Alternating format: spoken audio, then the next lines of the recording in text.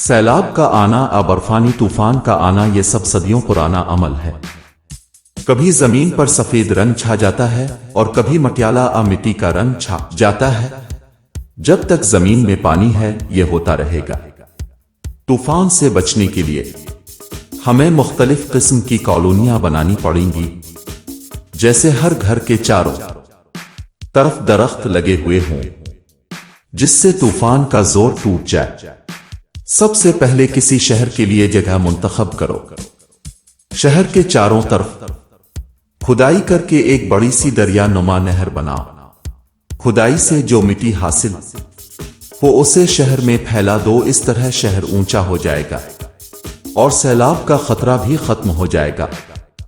اب جو دریا نما نہر بنی ہے اس میں پانی بھر دو اور پانی میں مچھلیوں کی فارمنگ کرو، جو آگے چل کر شہر کو خوراک فراہم کرے گا، اور دریا کی وجہ سے شہر آب و ہوا صحت مند ہو جائے گی، اور جو تم نے گھر کے چاروں طرف درخت لگائے تھے ان سے پھل فروٹ حاصل ہوں گے۔ اب اگر تمام عمل کے بعد سیلاب آتا ہے تو شہر کو کچھ نہیں ہوگا، کیونکہ تم زمین سے 20 فٹ اونچائی پر ہو۔ سیلاب کیوں آتے ہیں؟ اصل میں پانی کا فارمولہ تبدیل ہوتا رہتا ہے اور اس تبدیلی کی وجہ سے سیلاب آتے ہیں۔ سال کے 8 مہینے موسم ہائیڈروجن کے تحت عمل کرتا ہے اور پانی فارمولہ سیدھا رہتا ہے، جیسے H2O برابر ہے پانی، اور یہ سیدھا فارمولہ ہے۔ اب یوں سمجھ لو H2 2 چوہے ہے اور O 1 بلی ہے۔ سال کے 8 مہینے 2 چوہے بلی کے پیچھے پیچھے بھاگتے ہیں اور بلی سمندر میں گر جاتی ہے اور 2 چوہے بھی سمندر میں گر جاتے ہیں۔ اب اگر 2 چوہوں کو دریا سمجھ لو اور بلی برف سمجھ لو تو اس مطلب ہے سیلاب نہیں آئے گا۔